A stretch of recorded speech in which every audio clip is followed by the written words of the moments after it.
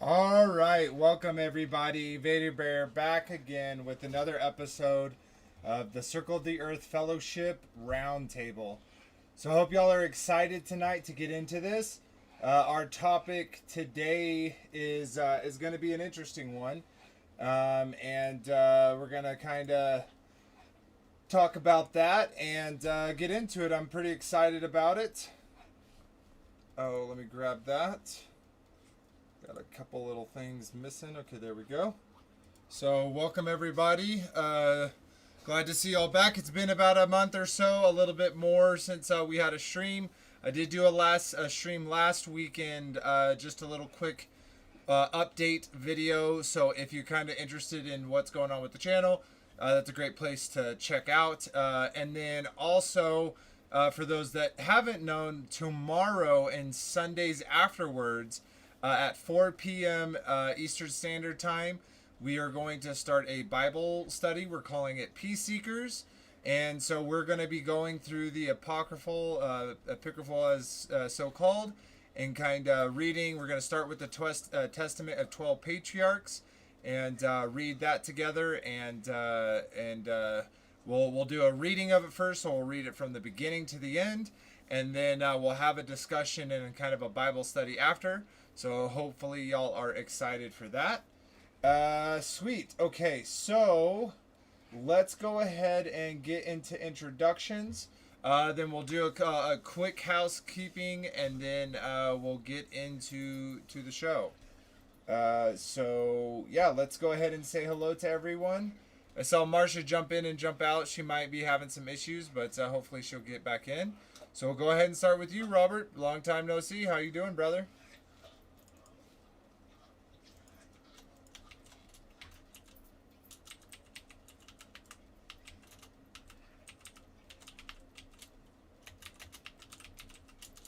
Yeah, me too, because it is kind of a, maybe 50 years ago, this is something that was just in science fiction, and maybe they were starting to do it. Now, of course, we're going to skip. I'm not saying this is the first time, right, because there's nothing new under the sun, so this isn't even new technology, it's just re-emerging technology. But even 50 years ago, right, we wouldn't even think about uh, that wouldn't really even be in our minds other than what we saw or read, right? So, There's no sound. oh, people are saying no sound. We can hear you. I apologize. Okay, 1 second. No, I changed a whole bunch of things, so that's totally my fault. Give me a second, guys, and I will. No, you're good. It's me, Robert. Give me 1 second. I'm changing that.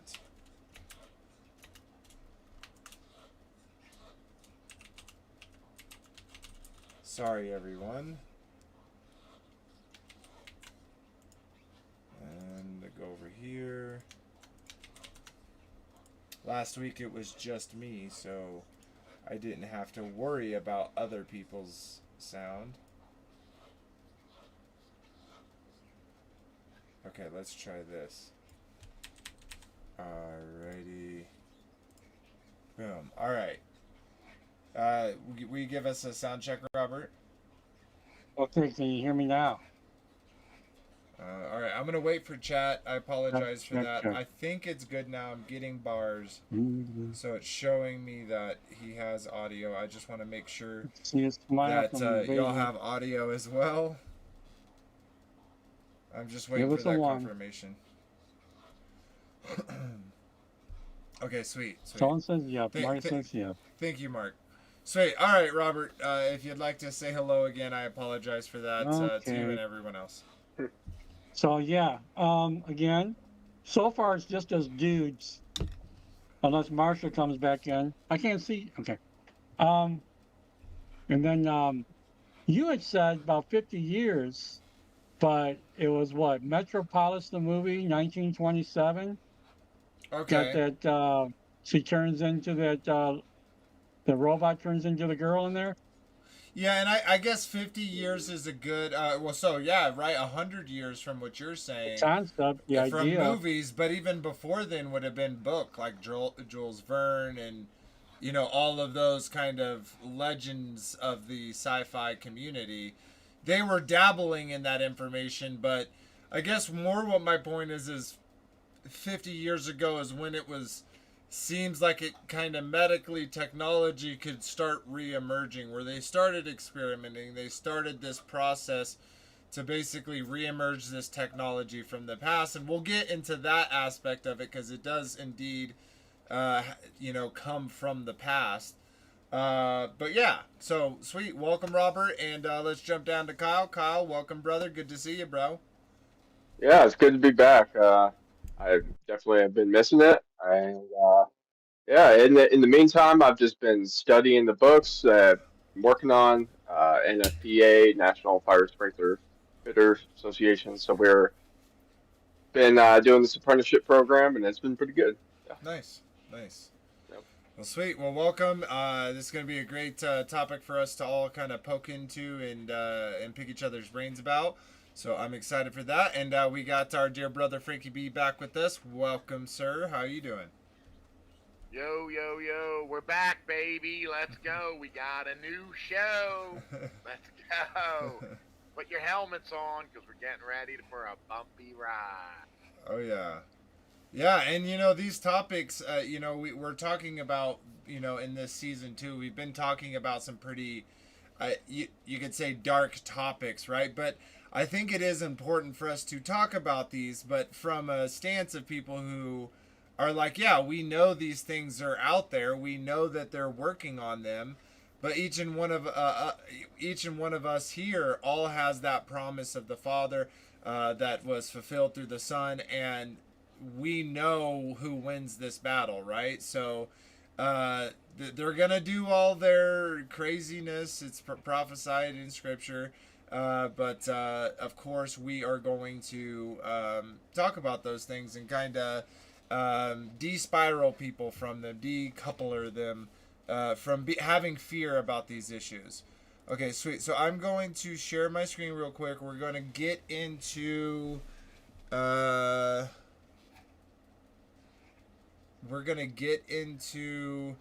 housekeeping, and then I'm doing the wrong thing, and y'all are seeing that.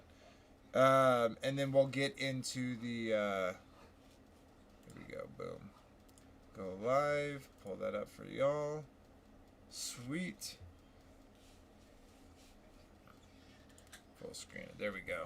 Okay, sweet. So what I'm gonna do is go through the housekeeping. So first of all, I want to shout out to Chris and Liz Bailey over on Taking the World. They give us the opportunity to share our puzzle pieces with their community. So if you haven't supported them, if you want to check out more content that they have, it's definitely a lot there, and I highly recommend you do so. There's some pieces of the truth to be sought there. So shout out to them. And over on our site, over on our channel, we're gaining trickling numbers, so we appreciate all the recent subscribers as well as the people that have still give us their subscription even through this long break. So we appreciate y'all sticking around. And as always, we like to we have over here we have debates, we have shorts, we have lots of cool other stuff that we're working on as well. So definitely go check that out and give us a share, like, comment, or subscription. It all helps the channel grow. And then so over about a month ago, we did episode 8. I'm going to go ahead and read a couple comments that we have. It says, technology of AI will be a mechanized where the ancient spirits will inhabit them and be their energy source. Yeah, I very much think that. The lust of the flesh, the lust of the eyes, pride of life. Yeah, people are willing to basically sacrifice their. It always blew my mind when I thought about it. Right, when you if you ask a lot of people these days, like, hey, would you upgrade your body if you could become like a superhero, or if you could live an extended life? And many people, without even thinking of the possible consequences, would say yes, absolutely. And it's quite haunting. But appreciate you for your comments. And then over on the Circle of the Earth Fellowship, we got a couple as well. Matt Binghamton said Elon is on their team. Yeah, it wouldn't really surprise me. I do think that they do this kind of balancing act where they have these people that are in these high positions propped up, and they kind of hide their things that most people would disagree with. And then, like with the truth community example, Elon is kind of this, he's almost like a plant where he does all these horrible things and all these things that truthers would completely disagree with. But then at the same time, he does what seemingly is a good thing, freeing speech and so on and so forth. It's seemingly good. And so the tactics are really, really strong with them. The grapple goes on. And then Sheep Farmer 164 said, Father Yah's heavenly timepiece with the with the holy days, H 4150 appointed of time, from the beginning established his intent for intimate fellowship with his creation. He lit an unchanging roadmap to the heavens to show all the people the way to draw close to him. He also desired all to see his perfected majesty and to experience the beauty of his holiness, hearing his voice. And that's Psalms 19, 1 through 4, and then Romans 10 through 8. And it says specifically, those who would open their spiritual eyes to discern the heavenly invitation and choose to gather intimately with him on those set apart days. They having the courage to daily set aside their own selfish ambition and worldly appointments to learn and pry towards his heavenly calendar with its biblical appointments. Excuse me, everyone. Putting Father Yah first in their lives. They are validating their love for him above their love for themselves and their love for this world. Therefore, Father Yah made the sun, moon, and the stars with the firmament as a clock, each having their specific roles. Amen. Yeah. And when you realize the truth of the earth, all that makes a lot more sense than if you think it's a spinning ball hurling through the emptiness of the void. So, anyways, we have, thank you for your comments, everyone. We have a link in the description, as well as you can copy just this part right here into Discord. Come and join us. We have a community over there. We also do after shows where we can have a little bit more of an uncensored conversation about these topics and various other topics. So if you're interested in that, check that out. We also have a merch shop. So if you're interested in supporting the channel, not only do you get a nice piece of merch, but you also get to support the channel. So we appreciate any and all of that. And couple of resources real quick that I want to mention. Bible Gateway, Bible Hub, amazing resources. They have the concordances, Strong's, Lexicon, totally worth your time if you're interested in digging deep and finding some of those puzzle pieces out there. And also there is sacredtext.net. It's a really great website, and definitely check it out. And if you haven't seen the Book of Enoch and the Book of Jubilees, definitely worth their read. And as I mentioned a little bit earlier, we're going to be starting a new series called Peace Seekers, where we're going to start reading through this Apocrypha together in a Bible study format. That will start tomorrow at 4 p.m. Eastern, so I hope to see y'all there. Sweet. All right, let's get into the conversation. I'm going to go ahead and stop my screen share, and we're just going to sit here and chat a little bit. I'm going to look over into chat as well and see what y'all are saying over there. And just want to shout out a couple people before we get into the discussion. So let me pull that up. Boom. Oh, why is it all weird? Oh, no, not that one. Don't move. All my stuff is breaking. No. Okay, this all needs to be locked. You don't go anywhere. Okay, there we go. Okay, so, can I pull this one down? Oops. Apologize, everyone. I'm just trying to get y'all's chats on screen. For some reason, this one is bugging out. What the heck? Alright, there we go. Okay, let's pull this over. Sweet. All right. So we have Country Dad. Cool. Yes, indeed. Welcome. I'm going to try to scroll up here to the top. We got Elohim's Medicine. Welcome. Shamgar. Welcome. Mark. Welcome, brother. Country Dad. Welcome, brother. Good to see you as always. Hope your family is doing well. We got, of course, Kyle in the chat. AA Creations. We got Daniel, welcome, sister, glad to see you. We got Oops as well, welcome, sister, hope you are doing well. We got Shara as well, welcome, Beetlejuice, Country Fun, good to see you, sisters. And, our sister Wendy Moore, welcome, hope you're doing well.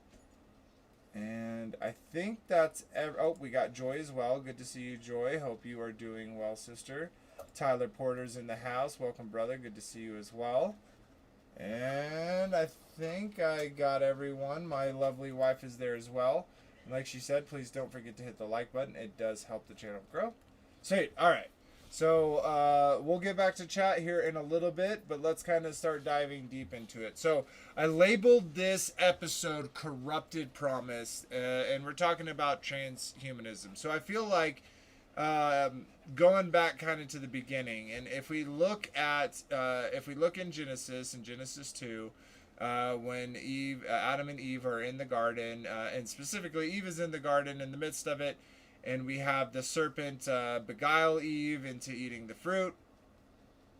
We kind of have this statement that's made, and the statement is really interesting because when we look at Scripture, there's kind of two schools of thought.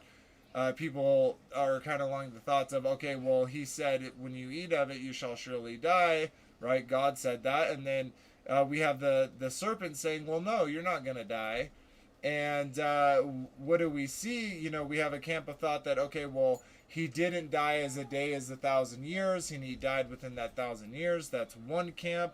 And another camp is more of a metaphorical. There's other camps, of course, but another camp is more metaphorical, saying like he spiritually died. That's when sin entered the world, and they go more from that metaphorical, allegorical sense of this event. And but regardless of those things, I think it's kind of interesting when because kind of that promise, right? Like, for you shall surely not die, because when you eat from the tree thereof, your eyes shall be open, and you shall be like God, knowing the difference of good and evil.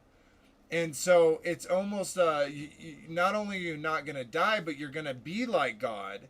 And that's assuming this kind of eternality of God, and then also putting in the good and evil, putting yourself in a position of God, because we know that the Father surely has the knowledge of good and evil, but his behavior is so perfect that he is always doing the perfect behavior because he is God. And so that. I don't know if y'all can hear my dog. She's going a little crazy.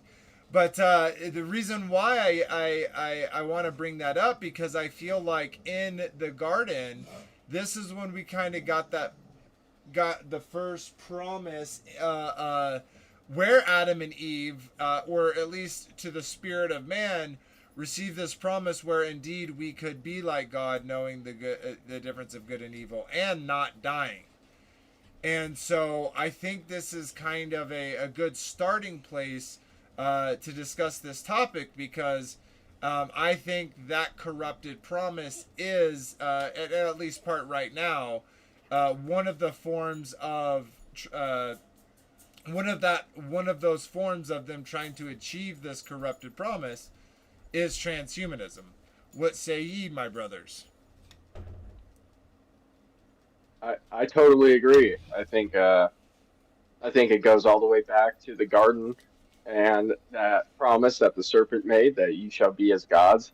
Um, I the steps they may take to do that, I think, are almost innumerous. Though a lot of people have like a set concept of what they think they're trying to accomplish with transhumanism, when I think it's like almost an overarching sort of philosophy that, some people want to be like trans species and be, partially another animal, or or perhaps upload their minds into an avatar, or it really is endless. But the philosophy behind it, that these individuals want to live forever and want to do that away aside from what God has set, um, it is essentially their entire message. And I think there's prophecy about these people as well. Um, so that's just my 2 cents. Yeah, awesome. Robert, Frankie B, thoughts on that? Yeah, so they definitely been looking for the fountain of youth um, forever, looking for a way to look young, stay young, but stay alive. Mm-hmm. You can't take it with you, but maybe you can stay with it, right? Mm-hmm. You They're looking for yeah, back in Noah's time, and then after Noah's time, where we still hear about them doing things to manipulate the body to um, be bigger, taller, still the giants, and but Nimrod. still the goal is to live forever, right? And not wait on the promise of the Lord. We don't want to be dependent on the Lord. We don't want to go on His side. We want to go do this ourselves. Mm-hmm. Um, and so that's their goal, really, is if they can figure out more specifically on this part, is if you can actually get your essence inside that shell, that ghost shell, and live forever. I mean, that's what they're looking for, right? Yeah, and see, I think it's so interesting what you bring up, because that what you just brought up is more of a focus of next one, and it's like, and I do realize that transhumanism and clones are very closely related to each other, and kind of to piggyback on both what both of y'all said. I almost imagine, like the Hydra, right, or the octopus is a really good example, because the octopus, like the head of it, is one specific goal. They have one desire, but they have their hands in all of these other avenues so that they can make that goal come about. Now, they're not sold on clones per se. They're not sold on augmenting your body. They're sold on whichever way works, right? Like, that's their goal, is we need to find one of these way to works. And you were also talking, Kyle, about how some people want to be like pan species. Of course, they're going to use those avenues, those people that have those desires, those lusts of the flesh, and the pride of life. Those people are going to seek that and pay for it, and be a part of the research to make it happen. And so, yeah, they have all these ways that we've seen, at least within entertainment and science fiction, on how it theoretically or possibly could be possible. But we definitely know that transhumanism is one of them, because we see these things going on, and these this type, even with the most latest jab, right? It seems like they were, at least if it wasn't directly doing what the fear said about it, it was at least putting it on the people's minds, where it's like, hey, what if it is a good idea to GMO your body so that you don't have to deal with this type of stuff ever, right? And so there's all these routes. So if you really think about it, something like doing the most recent jab, at least again as it was described, or in the truth community how it was explained, you could almost say that is transhumanism, right? You're adding something to your body that changes it in a way that you don't that you overcome a weakness. So I'd like to get more from you guys, but I'll give Frankie B a chance to chime in. What's your thoughts, brother? So the whole thing is, we were willfully and wonderfully designed. Your body Amen. does everything it needs to do. It rejuvenates, it creates stem cells, creates melatonin, DMT so you can sleep well. Everything that we need, God put into us. And the transhuman movement is to get us out of our rejuvenated state. Your body has the ability to rejuvenate. That's why it says that our youth is renewed like unto the eagles, because we have the ability to rejuvenate cells, to make your cells stronger, to regrow cartilage, to do all these things.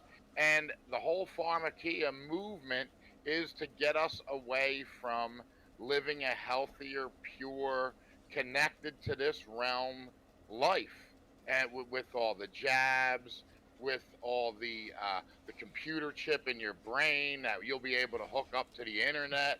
All these things are to manipulate the rejuvenating power that God has put in us. And I give the Creator all glory for that, because He willfully and wonderfully designed us so that we can live a prosperous and healthy, glorifying life unto Him. Yeah, absolutely, and a lot of these things are are a corrupted promise. They're literally things we're already promised, but we just haven't received them yet, right? And it's like all these pieces, the world, in the lust of the flesh, right? The people don't, most people who are secular atheists, etc., they don't like thinking about death, right? Because as soon as they're dead, it's all gone, all that they're, everything. And so for them to have the idea of being able to continue on, and definitely if they're rich, right? If they're rich, then they have even more reason to live on, right? Maybe if you're a worker that's, works from 16 to, 70, 40 hours a week worker, right? Like, and if you have a relationship with the creator, right? You're like, what? So I don't have to pay bills anymore and I get to go rest? Like, that's way of a better deal than being in this world perpetually. And so what a corrupted promise, what a corrupted deal that they're really peddling. So here's something I want to kind of propose to y'all, get y'all's thoughts on, is from all the different aspects of transhumanism that you kind of have seen or heard about, or maybe just even a little bit. What do you think is going? Each of you, what do y'all think is going to be the winner, or to say which one do you think will be the one that catches on first? Will it be like the Neuralink where people really get chips put in their head? Do you think it's going to be, like we see in Sweden where they're putting chips into their hands so that they can get into the door? I would say that is a form of transhumanism. They're augmenting their body for a weakness of losing your keys, forgetting your password, not bringing your key card to work, right? It's already inside of you. You don't have to worry about that. So yeah, what are y'all's kind of thoughts of where y'all, what do y'all think y'all see more as a more prevalent road they're heading down? Or if not that answer, if you don't really have an answer for that, anything more about this topic that you'd like to add?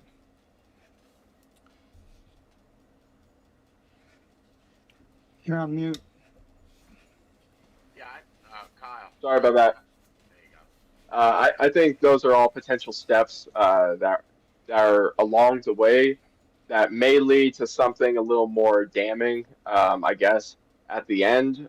I think based on what they claim, they want to totally change their DNA into something else. They have some strange concepts to make themselves into superhuman in that way by adding another strand of DNA into it, make a triple helix. So I think there are potentially a combination of things that could go on where somebody could start off with getting those, chips in their hands, chips in their brains, and then changing their entire DNA to the core, and in hopes eventually that they can take their spirit and put it in some type of, material container like a genie in a bottle to hold them for all eternity to escape their condemnation they're, trying to You get away know from. what's crazy about this, and it made me think about it when you brought it up. Is like they're so scared of God, right? And they don't want to believe in God. They hate God, whatever it is, and they're trying to receive this eternal life. Which, by the way, that God that they hate promises if you, if you call upon His Son's name, and on His Son's authority. Uh, but they're willing to have a human be their god, right? And what I mean by that is, even if you say, okay, the AI is created all this technology, whatever it is, there's going to be someone behind that paid for all of that software, for all of that hardware. And we see phone companies, right? Like they can just sell your phone data, your data, your information, your geolocations. They can sell all of these things for money. And yet people don't think that if they augment their body, if they change their DNA, that there isn't going to be some back door, right? Like we even know that most of the issues that we have with the security within the internet and within computers is specifically because Alphabet Agency requested from those hardware and software companies explicitly, I shouldn't say request, just as specifically demanding that back doors, back holes be made into that software so that they can, for the security of the nation. And so to be naive to think that they wouldn't also, if they are, let's say that, hypothetically for a situation, they are able to change your DNA, specific your eyes so you can see as far as a hog, or change your muscle fibers like a cheetah so you can run really fast. Even if it's, Vader. oh, go ahead, brother. Yeah, if they can shut a car off remotely, if you get a chip in your brain, they could shut parts of your brain off. And we've literally seen it in like spy movies, right? Where they get the little bomb implanted in their head and just a signal, it's just a little poop and they're dead. Right? And all that stuff, this advanced stuff, it's not going to the average person. The jab with the poison in it is going to the average person. The entering the key, the doors at work, that's for corporate. That's for people that are high scale earners that are access all this stuff that they're promising. We're never going to see that. None of the average workers are going to see that. That's for the elites and like the people in Capital City from the Hunger Games. You know what I mean? I don't know. I I agree. think that will be passed down eventually. It's like getting a I think that's plasma all TV. distraction. My personal Getting a opinion. plasma TV years ago, it cost you, thousands and thousands of dollars, and now you can go and get a big, huge screen, flat screen TV for dollars. I think like you were asking, what would be the first thing? There's two things probably for your normal, average, healthy human would be two things. One would be to be able to have something on you, because it's really not that much of a thing to Mm-hmm. have a chip inside you that you just put over the your little scanner at the checkout line, and so you don't have to carry it. You don't have to have your wallet with you and whatnot. The other thing is for the health monitoring chip connected to your phone. You connect it to your whatever, to your doctor, so your doctor can monitor your health and administer medicine if needed. Yeah, that's a good point. That's a very I mean, who wouldn't jump on that? Yeah, Right? and to kind of piggyback off what you're saying, right? they don't come out in the beginning. They didn't come out in the beginning and say, "Hey, we're doing all this research, so one day we can create Yeah. a concocted evolution for mankind for us to become the new species." Master No, race. yeah, they say, "Hey, that paraplegic man, if we create this brain Mhm. chip, all of a sudden, this what, oh, all the kidnappings, all the missing peoples, all the murder cases, right? Well, if we have the chips in everyone's hands, we'll know where everyone is all the time, and so these things can't happen." And of course, that's not true, even if that was implemented. And we've seen through Black Mirror and other sci-fi dystopian, kind of views, how quickly and easy, even in the imagination, these type of technologies can go awry and cause a lot of problems. And I don't think that is the problem. I think the problem is the fear that ensues, that instills within the hearts of man, with the hearts of people. And so I think that's really what we're up against, because like this stuff is going to come. There's going to be chimeras. There's going to be, body manipulation, mutilation. There's going to be all types of bizarre things that, whatever generation where those things really are thrust upon society, they're going to see some pretty bizarre things. But at the same time, it again, all of these things are offers, and you cannot participate in these things in very much so. And so, just real quick, I think you brought up the the pay with everything with the chip in your hand, and we were kind of, well, they're already baby stepping with that with the Apple Watch. Now, I'm not condemning anybody with an Apple Watch or a smartwatch. I'm just saying, think about how like it went from the phone to your hand, right? Like this was almost a different thing than the wrist, and so even that you could kind of with us having phones, with us having smartwatches, with us having cars, you can almost kind of call us transhumans or androids in the definition of the word, right? Because we are augmenting our reality with technology and for convenience and various other things. So I know I'm being long-winded, but I just think that that those baby steps is how we get there in the first place. So a lot of these things, like just real quick, a little anecdotal story. When I was a kid and watching movies, it was like, oh my gosh, it's gonna be so amazing when we get full AR and where what I'm looking at, I can't tell the difference between it's real or not. And I remember looking at old video games and thinking, I wonder when the graphics will be so good that you can't tell the difference. And while that, knowing what I know is not an easy task, they've made leaps and strides in that, with that technology and in that pursuit. And so the reason why I bring that up is because, we have the new AR, the goggles, I forget what they're called, by Apple. Anyone know off the top of their head? Ocular.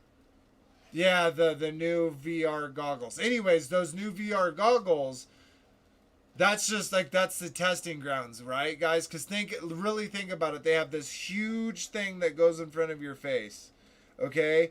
Well, a computer used to be the size of a building. It was a warehouse-sized computers.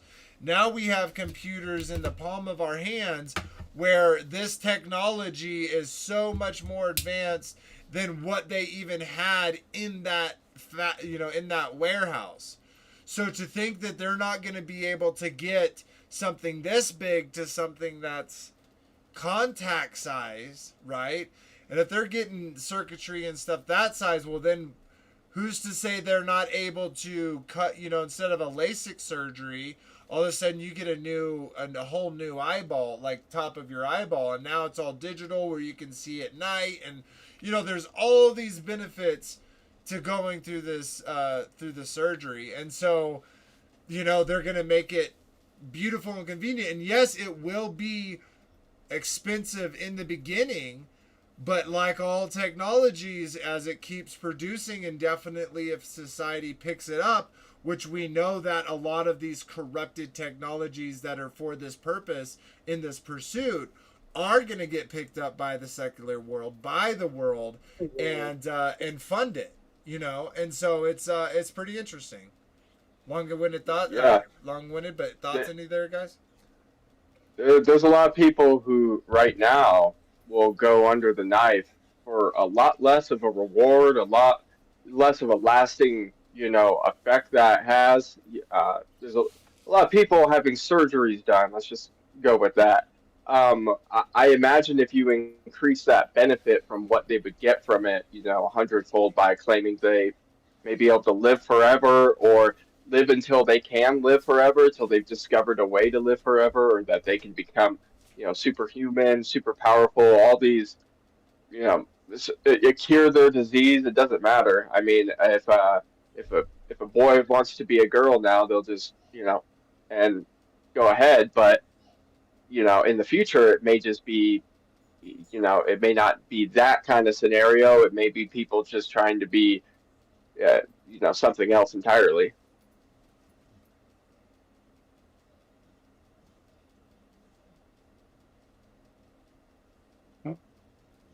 Robert?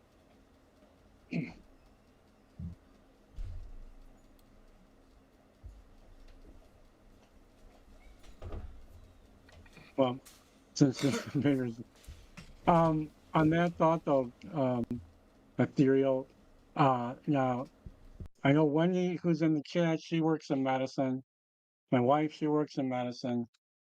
And you have people out there that they're not happy with who they started life with, and they want to be something different. And so it starts out with the hospitals telling everybody that they have to acknowledge that person of how they identify as, but they still treated them as what they were. Now, when they're looking at these charts and they're treating the patients, now, if you know how in medicine you have to treat the person with who they are, what gender they are, their biology, their weight, their I mean you can't just I mean even when you bring your pet into the veterinarian, they weigh the pet so they know how much medicine to give that. Um, but now it's really hard for them to know what to do with them because they are legally a certain thing, and that's how they have to treat them how they really are, but they don't. They see on the charts what they are as identified as like someone's gonna screw up and make a mistake and give the wrong amount or the wrong kind of medicine to someone because of that, you know, and because someone wants to be something different because they are not happy with who they were. I feel like we Yeah, could Not take a you. second and talk about that real quick. I was actually had this interesting thought today where I was like, so most of the people that are in this type of within that community, within that mindset, are typically secular views. They're atheists, Gnostics, etc. And what's interesting to me is they say, okay, well, gender and sex are two different things, right? Almost as if they have a spirit, and they're saying my body is a male, but my spirit is a female. But they don't Yeah. accept that spirit female, right? They don't accept that there's a spirit at all, right? But they still use that in their argument to express, oh, it's like I'm in the wrong body. I have a spirit in the wrong body. And they don't even realize that they make those type of arguments. They do it for so many things. And so to me, that's why I see that community as disingenuous, as not honest, not honest, because of those contradiction of views. And I think, especially within this time era, and that being such a prevalent topic, I think it is definitely being used as if, again, we're talked about the money, right? The money pouring into it, the world that is accepting of it and that pours the money into it feeds the research and the technology within that field. And so I don't know, I haven't seen this, but from what I've heard, there are some very convincing medical procedures where if you weren't a doctor, you wouldn't know one way or the other. And so I bring that up because go back, X amount of years, when this kind of surgery kind of first started, it was very haggard. It was very, barbaristic, and its uses, and there still is today. But what my point is it's going to keep escalating. Well, let's look at these technologies that aren't as personal, meaning they're just changing their outer appearance, right? Let's talk about these changes that are, worldwide. And so one thing that I want to bring up, and I'm sure we've kind of talked about it before, but the line in what is it, Saudi Arabia? Do y'all know what I'm talking about? Yeah, the big wall thing that they're building out there. Yeah, the line. Yeah, Yeah, I know what you're so talking about. I'm gonna try to find this article real quick. Yeah, real quick. Did you Go guys ahead. see the video of a doctor interviewing a transgender man and trying to tell him that he was pregnant? And he's arguing. He said, "A man can't be pregnant. I don't understand how you're going to tell me that I'm pregnant." And it was kind of comical, but it was sad that the doctor was like, "I have to treat you at what you are," and the guy just wouldn't get it, and trying to say it as unhateful as possible. All right, I'm bringing this up. Yeah, it's it's a weird thing, and it's okay. Here, I'm gonna pull this up, share screen real quick. Talk about this real quick. Oh, of course, we got all these bright minds, right? All of these. I don't want to accept your cookies. I will for the stream. Genetically modify yourself to live here. Yeah, look, we got a Michio Kaku. Oh, yeah. And here, Else you could use. they're using that, they're using that science. Why can I not think of the word cred to prop this up?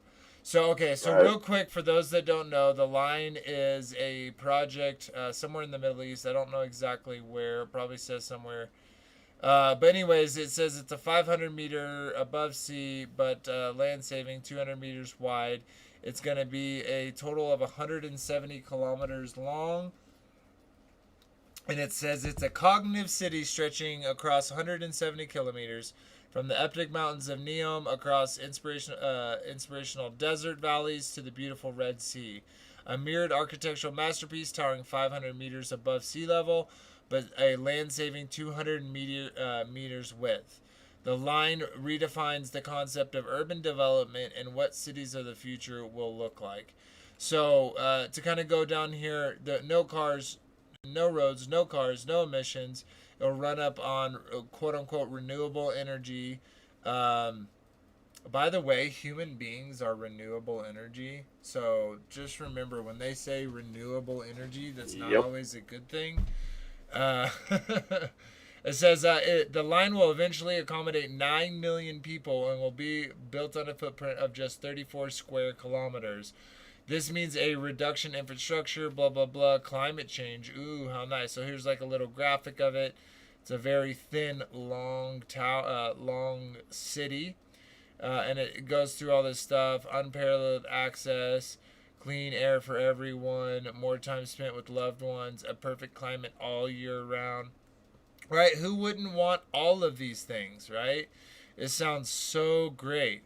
And so I want to see if we can find this stuff about the GMO directly, because I don't know if that's something they're going to really promote. Oh, I guess they have a whole bunch of different projects. This is being really laggy right now. Apologize everyone for that. Okay. I want to go about. Let's see what this is. CSR initiatives. Is that a virtual city? Or a No, real city? this is a real That's city. real. They've already broken ground. They've already started construction. Already developing. This is more in line of the 15-minute or 5-minute city. You'll Yes. never have to, you plug yourself in there, you never have to leave there for the rest of your life. Mm-hmm. Got it, everything there. Yeah, and you have to get genetically modified to live there. You have One of to their work- mandates. You have to. What kind of work would you do? So they haven't. They said that there's going to be malls and shopping and hospitals and everything is going to be contained in this city. So you're not going to have to leave the city for anything. They will have sports teams there. They will have entertainment. They will have jobs. All of it. It's going to be a full-fledged New York directly in there. What kind of modification do you need? Well, this is what I'm trying to find. That's what I'm saying. I know that I've read it, and I've read but I'm trying to find exactly where it talks about it. And again, I don't know if they're gonna have that just directly on their thing, but I feel like it would be in this section. I just don't know. But anyways, okay. So I'm not gonna sit here all stream and try to point this down. Do your own research for sure. But I have seen articles talking about this specific group, this specific city will require you to be genetically modified in order to live within it. And they give various reasons for why that is, why they are doing these things. And of course, they always are listed as beneficial things, never as anything nefarious. Here's a great big picture of that. So they have these ideas of these types of cities where you almost become an ant to a hive mind, guys. Does this sound familiar? Is this another form of control that they're reaching after? And what better yet to do it within a contained city, right? It literally reminds me of so many video games where they do experiments in contained cities so that if something goes wrong, right? Like, think about how easy, guys, it would be to bomb the line. Think about that. Mm-hmm. I was just thinking about how easy it would be just bury him in there. To what? Just bury him in there. Just weld their door shut. Yeah. But even more so a bomb, right? Like, that's like there's not stuff spread apart. It's literally in a line. And so you're talking about a nation comes and there were genetic modified people. That sounds like a great testing ground and a place that's easily, defensible, if that makes How many sense. people can they fit in that city? Does it say? It said 9. I think it said 9 million. Jeez. Could you imagine a pestilence? If something biblical broke out there. Uh huh. Oh yeah. So- Guaranteed that's gonna happen. Yeah, no, absolutely. So yeah, so even in things like that, right? That's another avenue they're going down where it's like, okay, well, what's the incentive here? Well, you get a city that's self-contained, safe, reliable, probably cheap minus your labor. Who knows how they're going to have the economical system? Who knows? But the promises, you see that website and it's like our goals and our desires to be self-sustained and reliable and healthy and all these things. There's so many benefits. It's like all you do, like it's like, hey, we'll give you a Krispy Kreme, just take this jab. And of course, it's much more exaggerated from that point in what they're offering. But of course, the negative, the offer that you're getting is supposedly way better. So very, very interesting indeed. Okay, so yeah, do y'all have anything that y'all kind of want to jump in? And then we got some videos that Kyle's sharing with us to check out. Is there going to be any homeless in that city? No. You know, every city has a homeless community. That's a very good question. There's no way. You think they'd allow that? I assume they would just kill them. Yeah. Renewable resources. I forgot. Yeah. Right. They need some extra protein because they're cow printing 3D printers down. Okay, sweet. So, is there? I don't know. Did you post any specific times? No, I didn't. Okay. All right. We'll check these out. We'll kind of jump around and see what they're talking about and see what that sparks conversation in us, and then we'll go from there. So let's check this one out.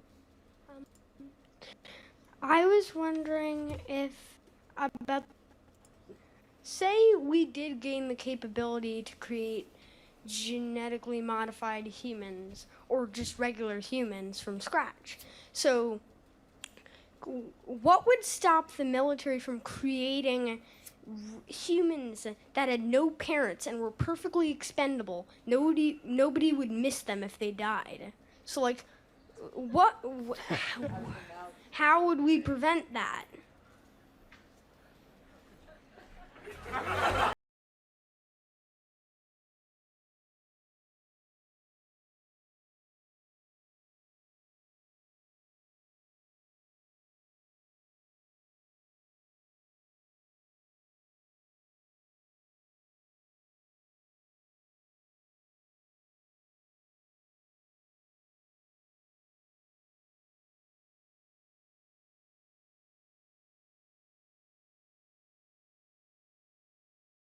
In the next few decades, the conversion to 3D printing with two other technologies, which will enable us to take a digital design and make it into a physical thing. The first of those technologies is synthetic biology, which takes advantage of the fact that life itself is based on a digital code, the code stored in DNA, which is turned into a physical thing. That's what life does. And the other technology is nanotechnology. Not the technology we use at the moment to make microprocessors and nanocomposites, nanocoatings, that's a top-down technology, but a bottom-up nanoscale technology called atomically precise manufacturing. Nanotech 2.0, if you like. But seriously, even if I disregard the Uncle Carl factor, at best I have 60 years left. How long, huh? 60 only takes me to here. I need to get to here. What's there? The earliest estimate of the singularity, when man will be able to transfer his consciousness into machines and achieve immortality. So you're upset about missing out on becoming some sort of freakish, self-aware robot? By this much. Bioprinting has traditionally meant printing biocompatible materials as a base for cells to grow. Though it may sound far-fetched, scientists have already managed to print a human ear and other tissues. Doctors take a scan of the organ to create a 3D blueprint. Cells are then taken from the patient, which are then placed in a culture to multiply. The cells are then painstakingly placed on the 3D printed scaffold, which is then incubated to produce a functioning organ. 3D bioprinting solutions opened its labs in September 2013. With the sole purpose of advancing tissue engineering. Supported by the Moscow Department of Healthcare and in vitro labs, the Skolkovo resident should soon have all the equipment necessary to manufacture organs. It's also working on a revolutionary bioprinting technique. The method still requires the 3D printed cell molds commonly used to store and grow various cell types, but crucially, it no longer requires the scaffold around which they are placed. In 2014, Russia will have its first 3D bioprinter. This will far surpass any previous models, as it will be produced using nanotechnologies. Its speed and accuracy will far exceed that of any of the current models. And perhaps most importantly, It won't even be that expensive. Excuse me, everyone. Traditional tissue engineering methods involve removing all the cells from a dead human or animal organ, leaving only the protein scaffold, which is then repopulated with stem cells and incubated. Mironov has taken this a step further and has come up with a method for printing an organ directly without the use of any organic or artificial. It involves extracting stem cells from the patient's fat tissue, which are then mixed with a hydrogel and placed in 3D printed molds. These are then incubated to produce spheroids, which are the building blocks of organ printing. From here, you can pretty much print any organ you like. If you're able to select for certain traits, you could actually groom a whole generation.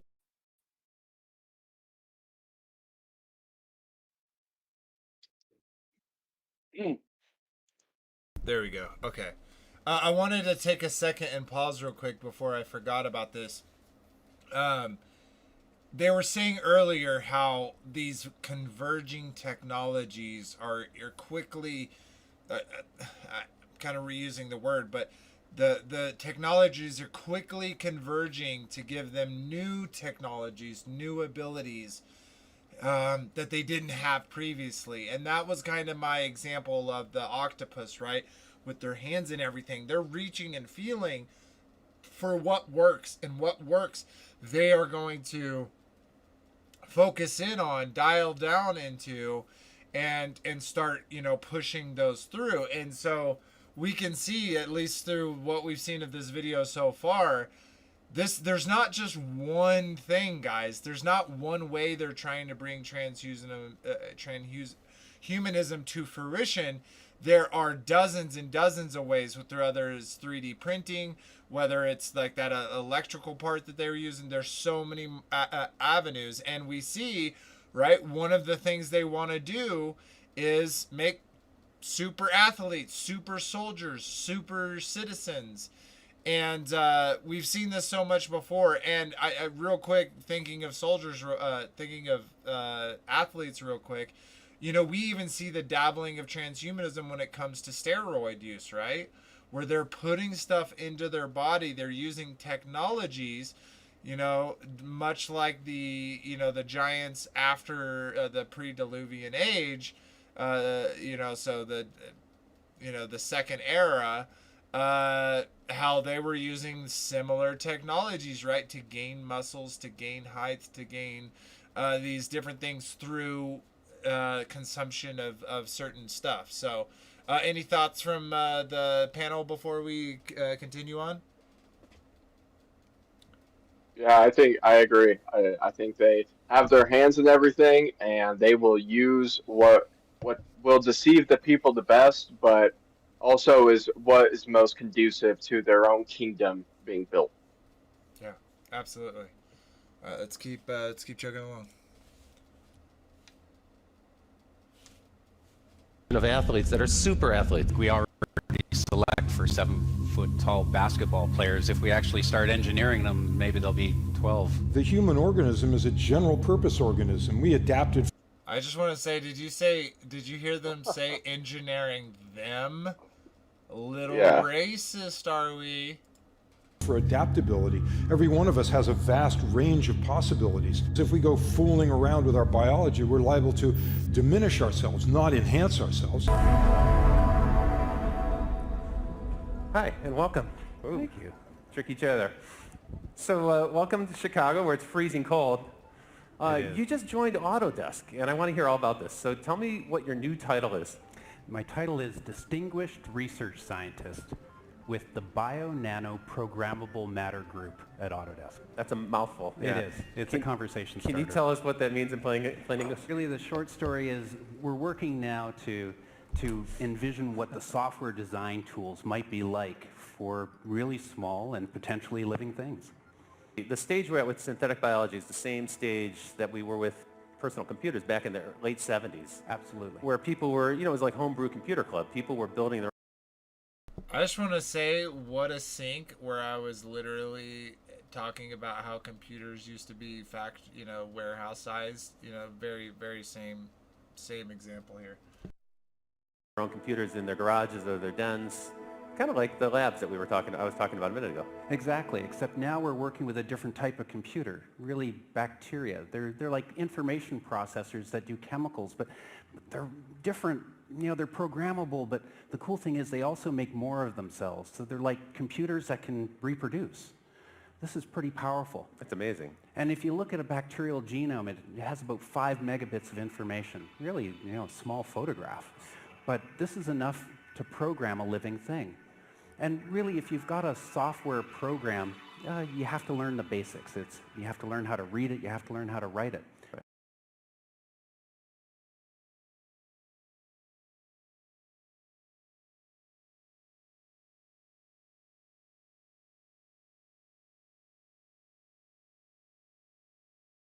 One cell. Yep. Oh, they can hear me. So you know, I have to interrupt it real quick. You know how there's that whole story, guys, of with evolution. You know, you got the primordial ooze and you got the lightning strike. These people can't even create the basis of life. Now they're talking about programmable life. They're talking about it replicating. Now, again, I'm not saying this stuff is impossible, but I'm just saying, like, okay, these machines are replicating themselves. Where are they creating the parts from? Are there also other little machines that are creating the parts that the other machines need? Okay, well, the ones that are creating the things, are there ones that are creating them and they're given the parts that are needed? And so, like, you could just keep going with these silly ideas. And so some of these things, I think this is very much like we see with modern cosmology, right? Where they have this base idea that we're a sphere, and so they get the radius of that sphere. They base the size, the distances of the celestial bodies, the luminaries, based upon that supposed imposed radius value. And they come up with all these great things of how you could, you know, space travel and how you could time travel and how you could do all of these things based upon this simple R value that was created and inferred, assumed since its conception. And so in the same way, I feel like we have this going on where people are sold on these ideas for the exaggerated version and the beautiful picture that they're painting of how great these technologies are going to be, are obviously no way in any shape or form going to be what's actually delivered. What's actually going to be delivered is you're going to be turned into an I Am Legend vampire, or you're going to be turned into a zombie, or a, you know, hive-minded invasion of the body snatchers drone. And so the picture they're painting, how fanciful it is still going to be a catfish of the actual technology when it emerges. Sorry, pretty long-winded. All right, let's keep going. We've been sequencing with devices like this. This is a desktop. It's about the size of a laser printer, but it can do a whole human genome. And reading it, we're starting to comprehend more and more of the basic tools of life, this is a simulator for the first bacterial cell. It's actually what's really going cool. on? What is this a We're picture actually modeling all the chemical processes that happen in a single bacterium and understanding what's going on below the hood. So this is a computer model of a cell. Computer model of a living cell. Wow, that's It's incredible. the first time we've ever done this. This was published by Stanford this last summer. And really what we're doing now is we're starting to learn how to write code. Thanks. You know, we started writing genetic code back in the 1970s using something called recombinant DNA technologies. It was cutting and splicing genetic code. And really, if you take a look at it, you end up kind of writing ransom note style. You can write anything, but it takes a long time to do. The shift with synthetic biology, and what makes it so powerful, is now we can actually use computer software. We don't need a lab anymore. We don't need these tools, which are really restrictive. We can start using laptops. So they virtualized the lab. Yes, essentially now we have word processors for DNA. And the cool thing is we have printers. Companies like DNA 2.0, and there's a bunch of other ones, will print out your DNA, kind of like a Kinko's used to, prints out color copies. So the analogy to computers is actually total. It's really close. So the idea, in the 80s when personal computers got good, we went from desktop, word composition to desktop publishing, and that was a big change in the print business. Now we're getting desktop biotech. And so it's Unbelievable. push-button DNA, and this is... So you can compose DNA using a browser. You can compose DNA using And a you hit- browser. you can hit a button and print. send it. They'll send it off to you. That's awesome. And this is opening up biotechnology to a whole new generation So of people that awesome. are younger and know how to work with computers in the same way that 30 years ago kids started playing with personal computers. Hang on a sec. So it's genetically engineered machines. So they're thinking about life as a kind of like a robot or a machine that you can control. Yeah, we look at simple bacteria as really being little robots that are programmable. And the groups that are Hadn't occurred to really, really getting good at this, well, they're using robots to do not just printing of DNA, but actually booting of the organism and testing. So this is allowing people to really have biotechnology done remotely. Really Wow, just that's cool. send a design, they'll build and test. That's a big one. So hang on. That means you could design an organism on your desktop computer, your laptop computer at Starbucks even, and then send it out to get not just printed or not just have the DNA compiled for you, but you could actually have the organism made, manufactured, produced. What Made, what verb do they tested, use? and the results come back to you, and you can decide whether you're going to. So if you didn't get it right the first time, you can do it again. Do it again. In fact, when most people think about the stuff that we're talking about, they get freaked out. This is scary stuff for most people. I don't know about the, All the right, young. it's a cool conversation. Let's skip to the next. See if this is the whole thing.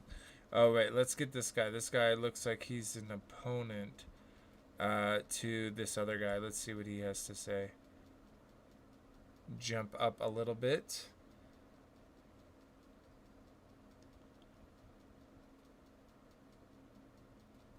Oh, come on.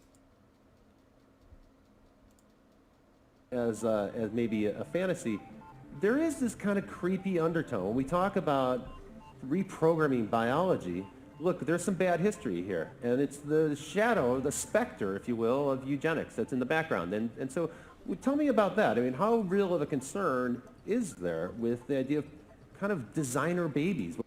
So real quick, I think this is actually a good something I did want to talk about when it comes to transhumanism. And you see back there in the background, you have the epigenetics tree, and we did a short about genetics voiced by the lovely the Mrs. Vader on the channel. So check it out if you haven't seen it. Anyways, we were talking earlier, and it may have been Frankie or Robert that were mentioning, well, only the rich people are going to be able to afford these things. And while I did make the rebuttal that over time these could could be made cheaper, like we see a lot of technologies, and I also believe that this could be a new form of classism, of epigenetics, because surely just normal humans wouldn't have a reason to call themselves superior, right, and do genocides or wars based upon that belief.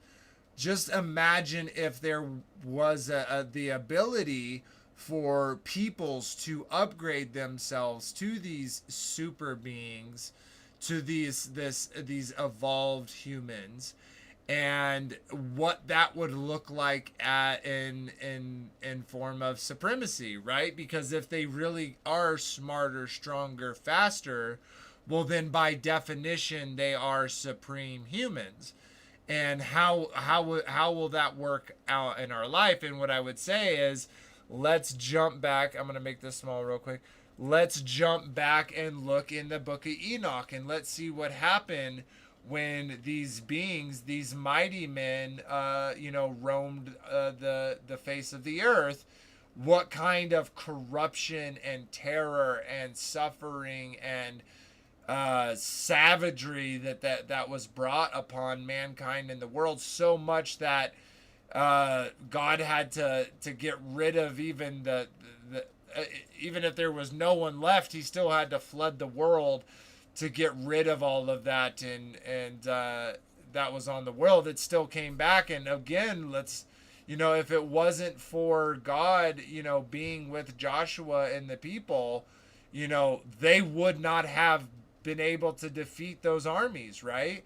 We see what happened when one man out of the entire nation tried to hide some material goods, some gold and some garments and stuff for himself, how quickly they were defeated. So we know that the only reason why they were successful against these armies was, because God was with them. And I think that's kind of an important thing to kind of realize. But going off on a little tangent there.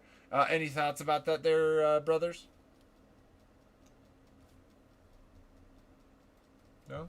Okay. Yeah, I definitely think Enoch makes a good case for why these type of activities are prohibited.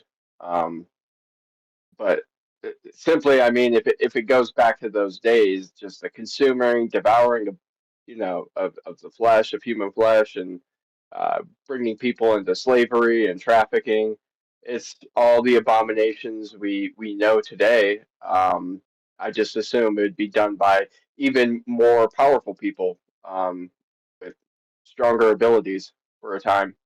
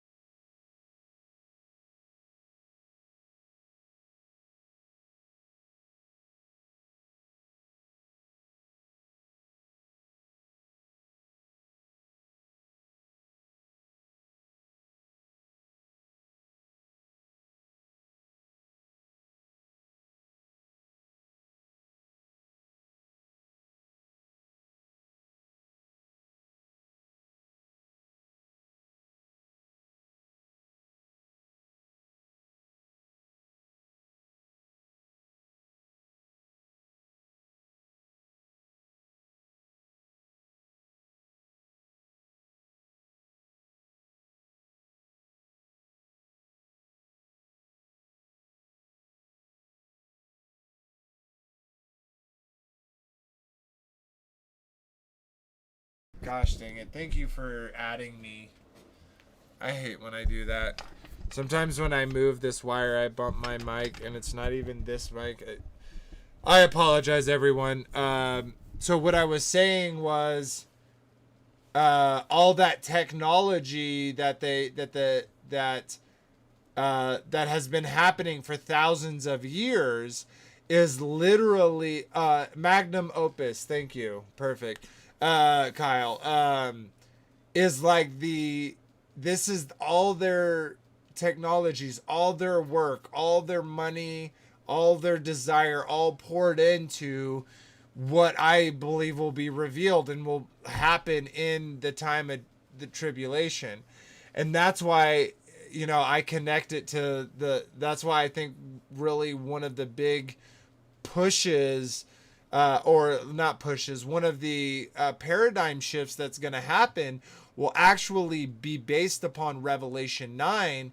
And with that technology out here, right, they're going to get the locusts, they're going to study them, they're going to gain all this, alien technology that they're going to use to make superhuman, that's more how I see it than it coming out before then. I think they're working towards it, but I think that will be the catalyst for them to really propel, making it a time unlike any other time before.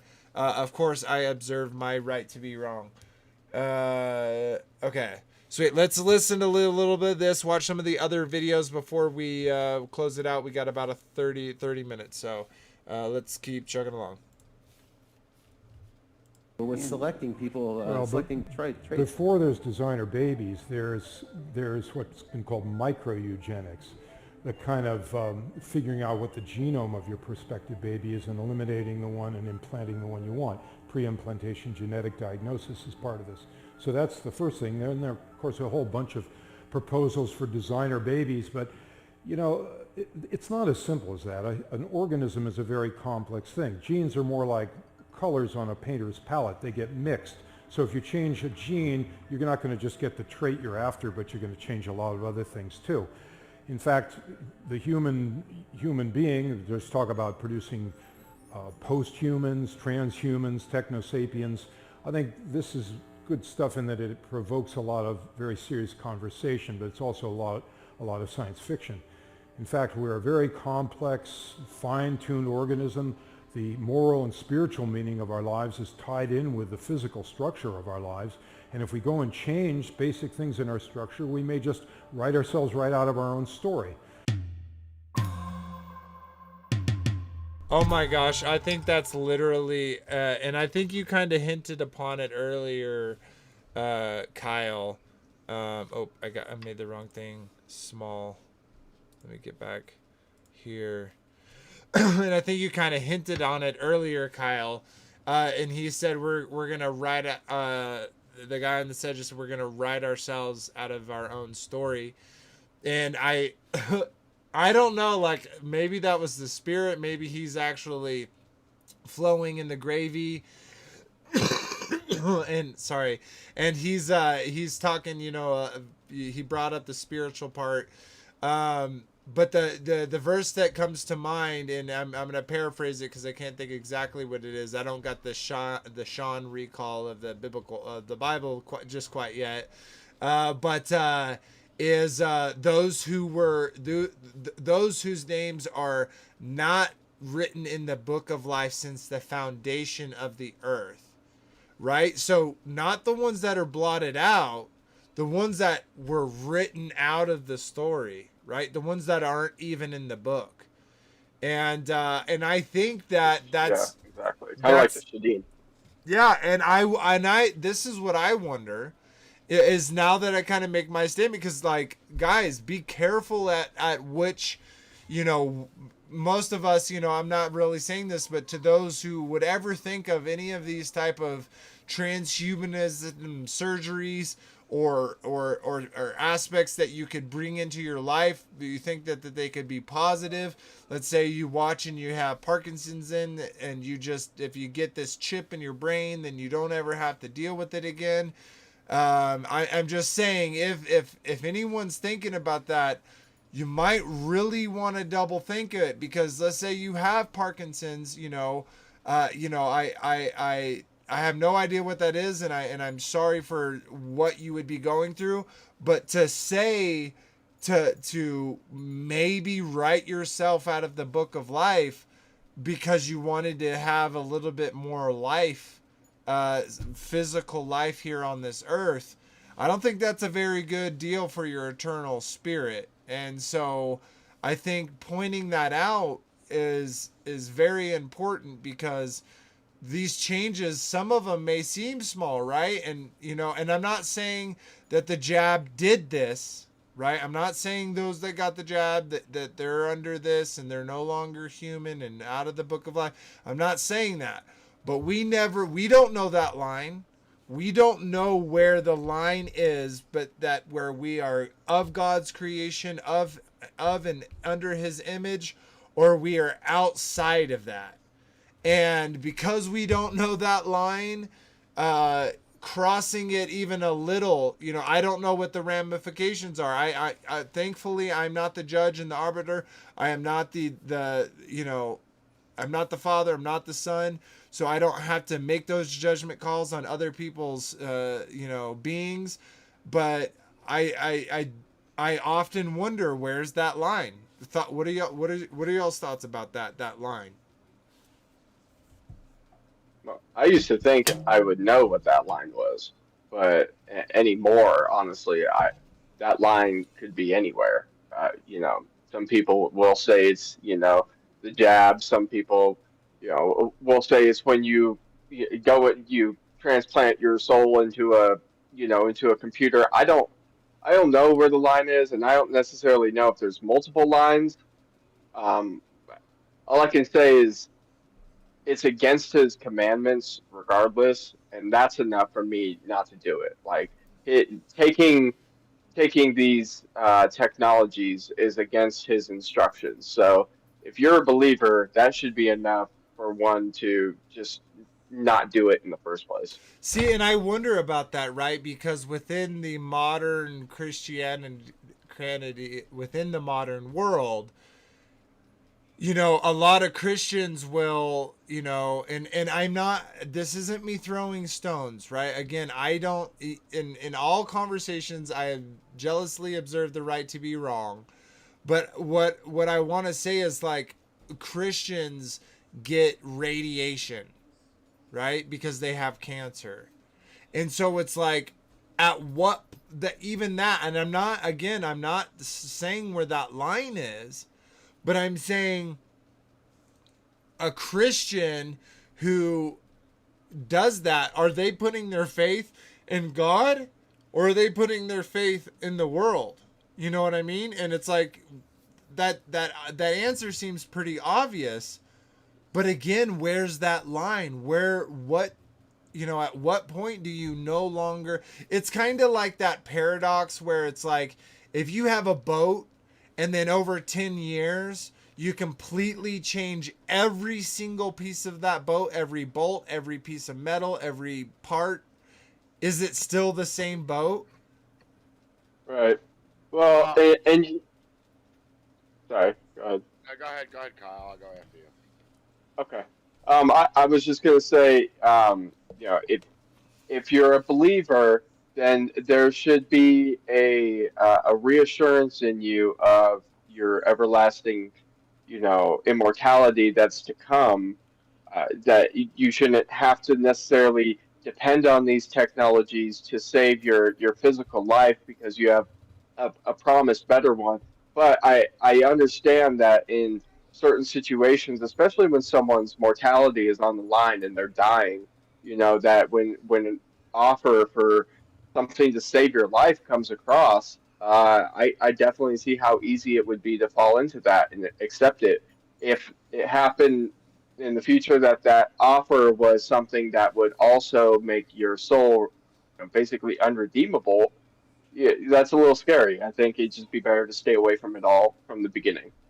Yeah, I have that exact thought, because it's like, again, we don't know where that line is. So it's like, you know, are you willing to live a little bit longer? You know, if that's even to say that radiation, as an example, is the good way to go, and if you go that way, it will guarantee or will give you more life, right? That's not even a guarantee, right? Like, that could be ending your life quicker and, you know, more profitable for the hospitals. But yeah, so anyways, what were you gonna say, Frankie B? Yeah, I mean, all right, if you really have faith in Christ and you have salvation, why are you fighting to stay here? To be absent from the body is to be present with the Lord. I mean, yeah, you want to spend time with your family members, but for the first part, you're not trusting in God if you actually do get cancer, because cancer comes from fear and just living in a past paradigm or a fear of the future. It comes from anxiety. The word disease is taken from dis-ease. If you're constantly in dis-ease, you're going to get disease. Yeah. So then you really have to question, where is your faith? Is your Mhm. faith in, are you living a godly life? Are you living a life consecrated to God, believing in God? Or are you just like a ship being thrown to and fro in a storm? Yeah. You know what I mean? Does that make any sense? Oh yeah, just like during Clown World, right? Yeah, exactly. I mean, how many people were running out, getting tested, taking the jabs, in the fear of, oh my God, this imaginary thing is going to kill me. I Yep. mean, and you had Christians, you had churches shutting down, Yeah, and and that's things really can't what I come was back. Yeah, that's you can't come back unless you get the jab. Yeah, and that's what I was really aiming at is how the Christian community, right? They're literally mixing oil and water. They're literally taking the oil, the pure oil of the word, and they're mixing it with the water of the world. And it's the two can't mix, but they just keep stirring it together, acting like it's gonna mix together. And you can't have people led by the Spirit and their hope in God and the Son of Man, the Christ He sent us, if you're also using the world's wisdom and knowledge to keep you safe and secure. Like, wait, who's your stone? Who's your fortress? Who's your strong foundation? Is it the world and their quote unquote knowledge, or is it the Father and his, because it's like, if you're gonna die, like all of us here, it's like, if you're gonna die, there's nothing that you can do that's gonna stop it, right? It's like, it's your time. As he created a day for you to be born, he created you for a day for you to die. So yeah, anyways, okay, that was a cool information. Let's jump through some of this other stuff before we get off. Okay, this is Initiative 2045. Is there anything you wanted to point out in particular about this? I think it kind of, if you just look at the page, just roughly, it kind of shows these stages right there. That very top right one. Yeah, that is their agenda to making this happen over the next 20 whatever years they need to make this happen. We got Michio Kaku, right? That connection with the line, right? Like, we literally just saw him, and here we see this little silly boy again. Okay, let me open this up. Open a new tab. But I also had this manifesto, so let's look at that too. Open that. Oh, and this roadmap. Let's look at those three things. Of course, you can join if you really want to. No. Space in trouble in the White House watching. SpaceX had to deliver he needed to deliver the thumb drive with all the renderings of the 3D models. All right, so this is 2045 Avatar project milestones. It says between 2015 to 2020, a robotic copy of a human body remotely controlled via BCI. I guess that they have at least done that with Sophia, right? It's not a full body, and so they claim it could totally be an animatron, right? 2020 to 2025, an avatar in which a human brain is transplanted at the end of one's life. Yeah, not even close to that.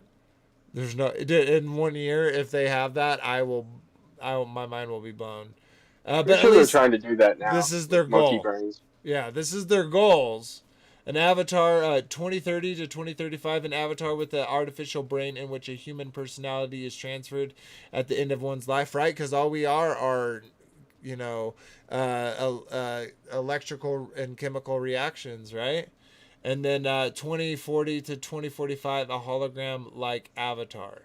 So wait, you go from, they're doing all this work to get to a body to then eventually be like, no, we're going to ditch the body and go to a hologram? Ooh, sounds like they're just going to slowly kill people until it's like, you're just an avatar in a computer. You don't even need a body anymore. See, there you are. All right, mankind has turned into a consumer society standing at the edge of a total loss of the conceptual guidelines necessary for future evolution. The majority of people are almost exclusively absorbed in merely maintaining their own comfortable lives.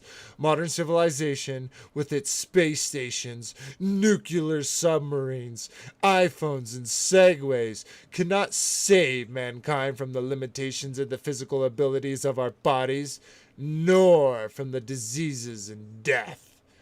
We are not satisfied with modern achievements of scientific and technological progress.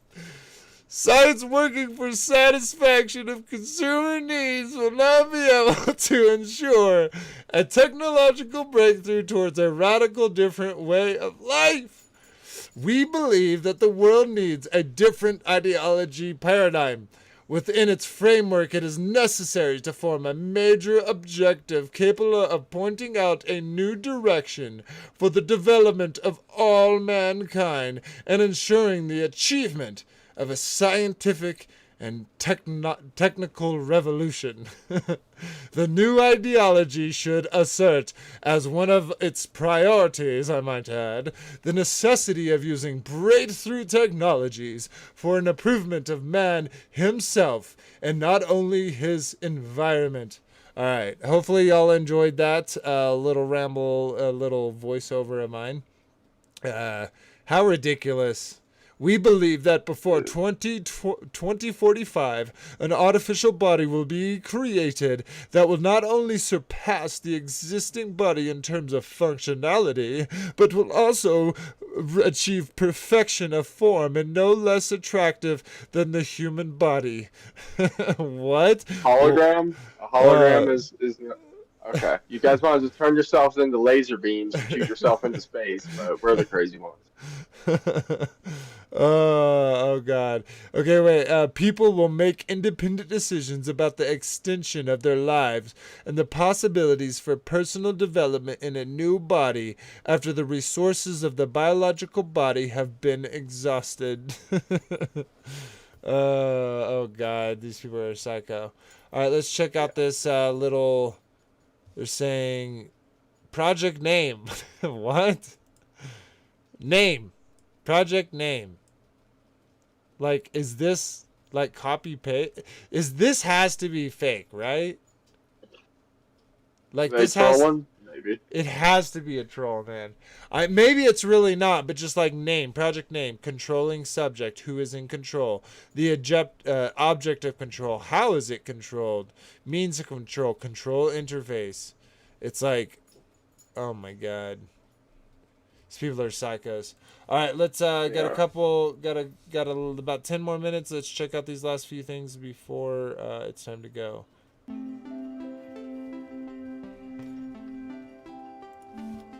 Eventually, computer chips will cost a penny, which is the cost of scrap paper. They'll be everywhere and nowhere, including your eyeball in your contact lens. You'll blink and you'll be online. And who were the first people to buy internet contact lenses? College students taking final examinations. They will blink and see all the answers to my exam right there in their contact lens. And this could be very useful if you're at a cocktail party and there's some very important people there that could influence your future, but you don't know who they are. In the future, you'll know exactly who to suck up to at any cocktail party. On a blind date, they could be great because, of course, your blind date could say that he's single, he's rich, and he's successful. But your contact lens says that he pays child support, that he's 3 times divorced, and the guy is a total loser.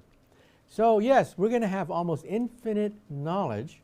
And then beyond that, we will communicate mentally. That is, we'll be able to think about emails, think about images, memories, and send them on the internet. Already, we can record memories. This was done 2 years ago at Wake Forest University and also in Los Angeles. We've been able to record small memory, short memories in mice. Now it's being done on monkeys. Next, Alzheimer's patients. They'll push a button and memories will come flooding into their hippocampus. And maybe one day, you'll push a button and have that vacation that you've never had. So we're entering. Remind anyone of Total Recall, the movie. Go take a vacation. Entering a new era where the internet itself could become BrainNet. BrainNet could replace digital internet. Instead of zeros and ones, you'll send emotions, feelings, memories on the internet. God. And of course, teenagers will love it. How could that ever be abused? Instead of putting a happy face at the end of every sentence, they'll put the entire emotion. their first dance, their first date, their first kiss, right there on the internet. And that's going to revolutionize entertainment.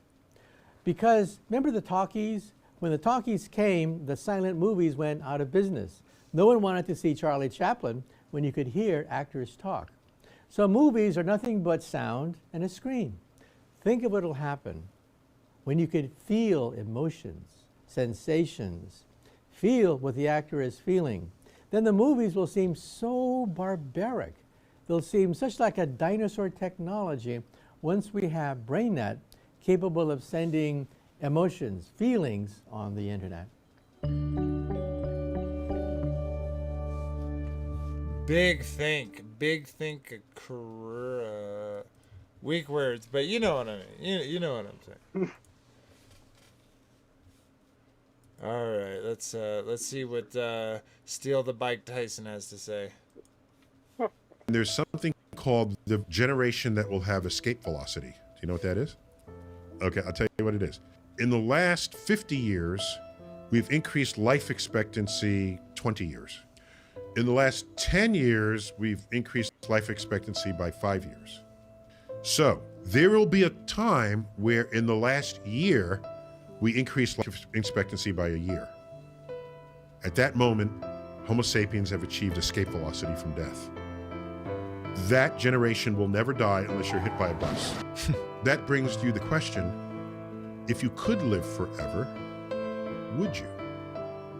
And there's something called the generation.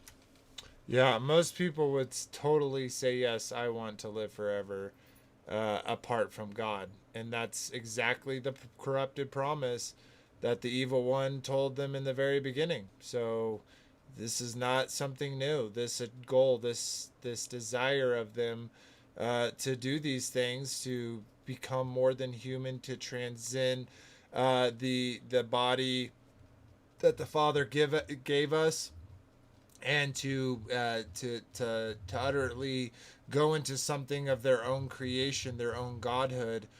Many people do desire that, and we see that evil in that corruption and the ramifications of those people seeking out that corrupted promise in our day, in our lives every day. So that's why we also, seeing these evils and not being afraid, we're told hundreds of times not to be afraid. That even though these things are coming and these technologies are here or right around the corner, we have a Father in heaven that loves us, and we have a Son who, and we have His Son, our High Priest, who intercedes for us daily, and so that grace is abundant and is plentiful. But I think to really to hold dear what the Father gave us within our lives, with this body that He's given us, is so important, because we don't know where that line is, where in essence we're kind of claiming our own godhood and stepping beyond the bounds of our authority and surpassing it. Not surpassing it, but in a desire to usurp it from the Father. So sweet. All right, let's keep going. Satanic transhumanism, the future of reason. Yeah, we've all seen this before. Of course, we're talking about all these medical things, right? They're going from this medical angle, and sure enough, and we've talked about this before, that the Baphomet has the double caduceus, the medical symbol. If you include his wings, you have the whole setup right here on the satanic symbol, right in front of everyone's eyes. And so, of course, we have a medical angle on this transhumanism, as opposed to they're not coming from an economical, hey, everyone, this will make everyone smart, where we'll be able to create robots where we can all have this perfect life, right? They're not going it from that angle. They're going from a medical angle. And that's very, very telling. Here's a news article. It won't let me read the whole thing. Yeah, but I didn't read the whole thing. Yeah, let's just read a little. Oh, go ahead. Tell me what I was just saying the first few paragraphs are telling enough. can you grab it and you want to read it for us? Yep, I sure can. Transhumanism can't escape the fact that it has religious undertones. The core of the movement involves a desire to overcome death, which inevitably aligns with the religious worldviews. So no one should be too shocked that religious organizations are starting to become attracted to transhumanism. But for secular futurists who want transhumanism to hold strong as scientific-based movement, the religious undertones are a problem. One solution is just to ignore the undertones and carry on promoting advancements in science and technology. The other this seems reasonable. Many transhumanists, I'm sure, take this view by default, but there is no downside in that this approach inevitably allows religious groups to join the narrative over the mythical and spiritual aspects that are inherent to the movement. Arguably, a better solution is thought to incorporate the symbolic language of religion into transhumanism while adhering to a strict code of rationality. This approach would not only thwart the agenda of faith based transhumanists, but would also help the transhumanist movement embrace a long history of pagan mythology and esotericism that led up to modern transhumanism. It turns out this project of embracing ancient symbolism while maintaining a fully scientific based view of the world has already been assembled. It's called Satanism. That's pretty much where I. Wow. But what a mic drop, right? As like, this is medium. This is like, people pay for these stories, and they're literally getting, like, they're being told straight up, like, all this stuff is, we already have something, we already have a religion that has all of these pillars. It's called Satanism. Yep. It's what we've been talking about all along. All right, we like got. They said, the paganism and the esotericism is what transhuman is based on, and that's exactly what Satanism is. Yep.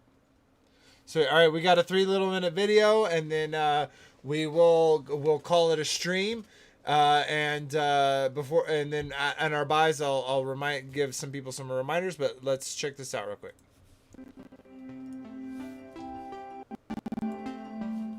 Transhumanism is essentially the philosophical school of thought that says that human beings should use technology to transcend their limitations. That it's perfectly natural for us to use our tools to overcome our boundaries, to extend our minds, to extend our mindware using these technological scaffoldings.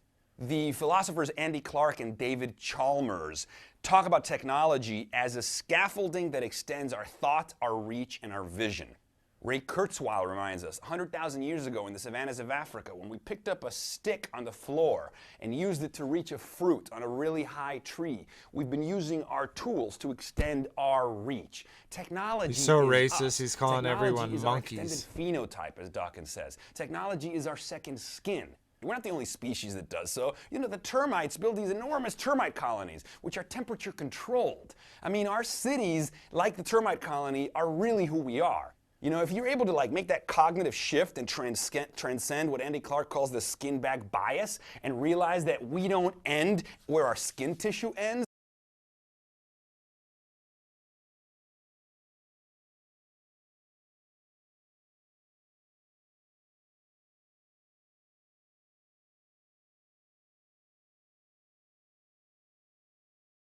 Like climate control inside their. I think so. Yeah. Installing HVAC systems in their.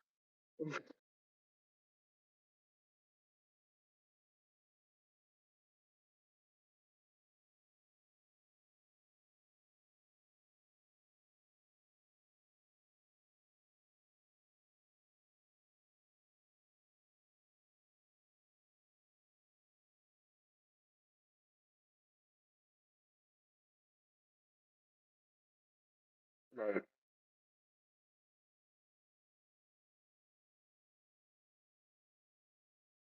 but that we are tethered to our technological surroundings and to our dwellings, and that what we design designs us back because what we design is us ultimately, you start to realize that technology, we're a technology making species the same way a spider is a spider web making species. You know, Kevin Kelly, who co-founded Wired magazine, describes technology as the seventh kingdom of life. He calls it the technium. He says that it's subject to the same evolution.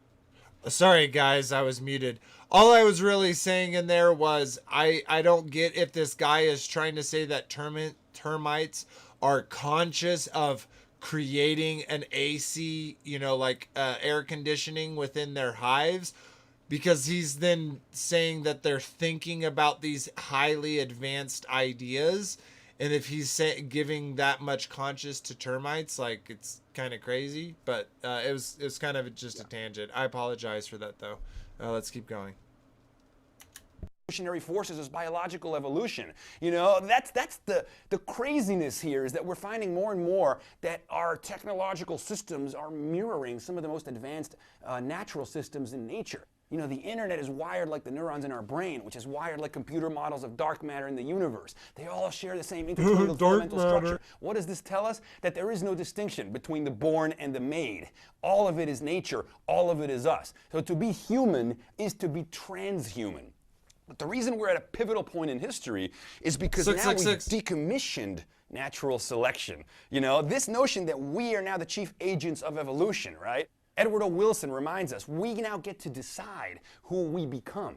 Freeman Dyson, in the near future, a new generation of artists composing genomes with the fluency that Blake and Byron wrote verses. You know, with biological, biotech transformation, we're talking about software that writes its own hardware, life itself, the new canvas for the artist, nanotechnology, patterning matter, programmable matter. The whole world becomes computable. Life itself, programmable, upgradable. What does this say about what it means to be human? It means that what it is to be human is to transform and transcend. We've always done it. We're not the same species we were 100,000 years ago. We're not going to be the same species tomorrow. Craig Venter recently said, we got to understand that we are a software-driven species. Oh, so we are just electrical chemical reactions. This guy literally thinks all he is a meat sack chemical electrical factory. Like, it's so dumb. Oh my god. No, there's no spirit behind it. It's just a bunch of electrical components in the brain firing, and you seeing images somehow, and none of it having any meaning at the end of your life, which is, of course, what he hopes is the case, because then he can escape judgment. Yeah, and that's why that's why he needs transhumanism. He needs for there to be a way where he can live forever, which, you know, even if they get that goal right, they're not gonna have much time, right? So they're gonna write themselves out of their own stories, and they're gonna be caught holding the bag. So you know, so that's why we put Father in our life first. That's why we focus on him and his behaviors, and that's why we call him only Abba, right? And that's why we practice the Father's, you know, behaviors, and just like his Son, who we disciple after, who we want to be like, because of how perfectly he fulfilled the Torah. So. All right, guys, that will be it for episode 9, Transhumanism. Of course, remember, after this, we will have an after show on Discord. So if you're not already on Discord, check the link in the description. Come join us there if you're interested. And then also for Discord, tomorrow... we're going to be doing the Peace Seekers, the Bible study on the Testament of the 12 Patriarchs. We're going to be reading through it and then discussing it. Will be on Discord too. So even if you want to come in, camera off, muted, and just have me and just hear it be read out, feel free to do that. If you want to come and join and give some ideas, critiques, praises to the scripture that we read. We're going to be starting with the book of Reuben. Please feel free to come. That will also be on Discord if you want to join. If you don't want to do it on Discord, of course, I'd love to see you in YouTube chat. And remember, guys, like, share, subscribe, all of that stuff. It really, really does help the channel grow. So we appreciate anyone who does take the time to show us that support. Sweet. All right. Well, let's go ahead and go through everyone. We'll say a quick goodbye, and we'll get out of here. So we'll jump over to you, Robert. If you'd like to tell the brothers and sisters goodbye. Yep. Good night, everybody. See you over on the Discord channel. Oh yeah, come over there for the uncensored full conversation, and love to see you over there. Kyle? Yeah, I think going away from this, man is appointed to live once and then death, and then comes the judgment. So there is no escape from it. There's nothing you can do. These people won't escape it, neither can you. With that said, everyone, Yah has provided a way for you to have something better and more fulfilling and everlasting than anything they could possibly come up with, eternal life wise. That nothing that they can do or offer even comes close to what the Father offers. So choose that, choose His commandments, choose His Son. Shalom, everyone. Absolutely. Good cue off there. And we'll jump over to you, Frankie B.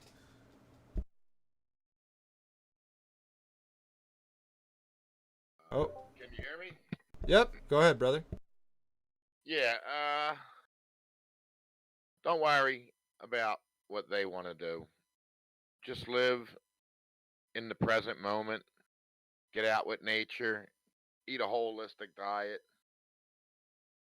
Live clean. Live out of disease, and you won't have any disease. And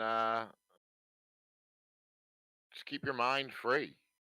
You were wonderfully and willfully designed. God put everything inside of you. Everything you need.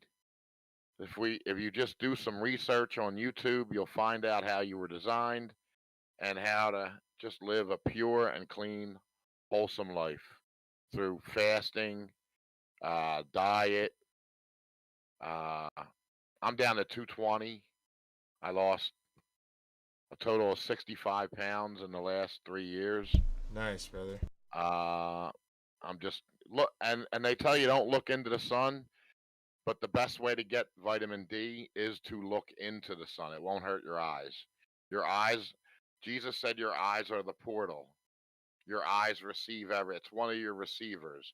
So when you look into the sun, you're absorbing vitamin D. That's why they give us sunglasses. This is not medical. This is not medical advice. No, it's not medical. It's just information how to live a holistic, clean life.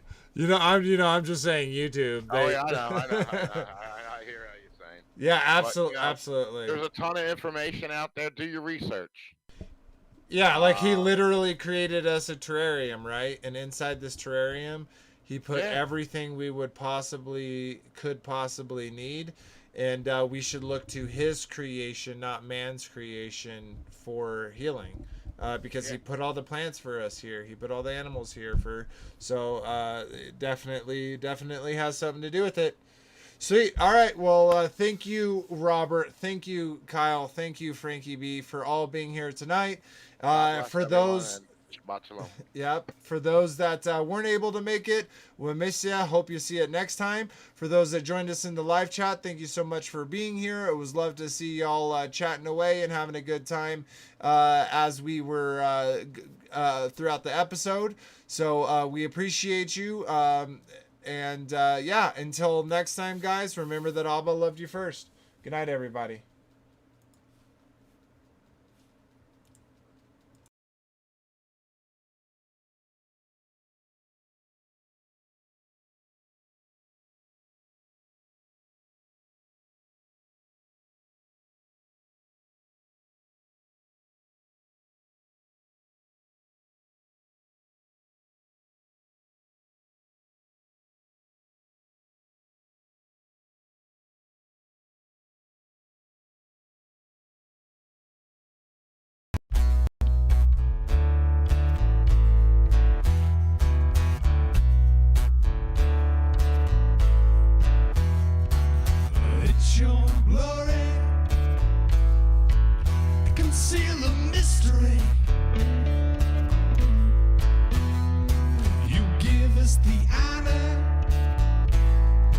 search of matter.